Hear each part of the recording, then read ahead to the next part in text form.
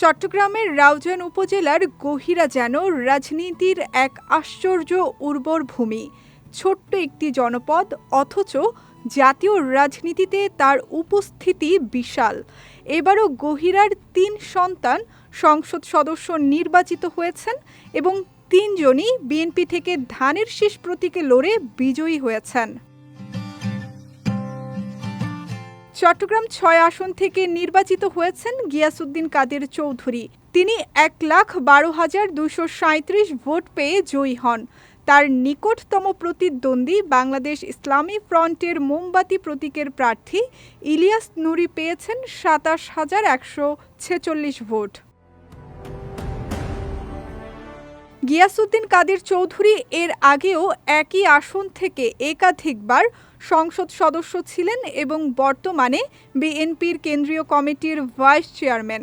তার পিতা ফজলুল কাদের চৌধুরী পূর্ব পাকিস্তানের প্রভাবশালী রাজনীতিবিদ ও পাকিস্তানের জাতীয় পরিষদের ৫ম স্পিকার ছিলেন। অর্থাৎ রাজনীতি যেন তাদের পরিবারে উত্তরাধিকার সূত্রে প্রবাহিত। চট্টগ্রাম ৭ আসন থেকে নির্বাচিত হয়েছেন হুম্মাম কাদের চৌধুরী। তিনি ১,২৪২ ভোট পেয়ে নির্বাচিত হন। তার নিকটতম প্রতিদ্বন্দ্বী জামায়াতের দাঁড়িপাল্লা প্রতীকের প্রার্থী ডাক্তার এটিএম রেজাউল করিম পেয়েছেন ৩৯,৪৮৫ ভোট।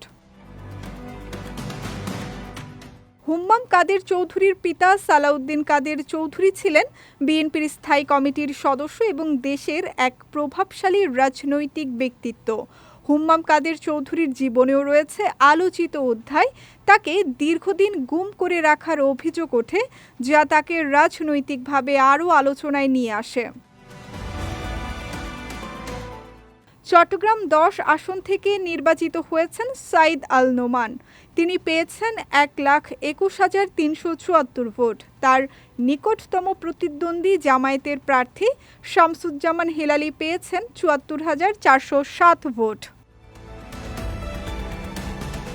তার পিতা আবদুল্লাহ আল নোমান ছিলেন চট্টগ্রাম মহানগর বিএনপির প্রতিষ্ঠাতা সভাপতি ও সাবেক মন্ত্রী। তার চাচা আবদুল্লাহ আল হারুনও ছিলেন সংসদ সদস্য। সব মিলিয়ে গহিরা যেন এক রাজনৈতিক বিস্ময়। একই গ্রামের ৩ এমপির এমন সাফল্যে গহিরা গ্রামে উৎসবমুখর পরিবেশ বিরাজ করছে। বিজয় টিভি নিউজ ডেস্ক।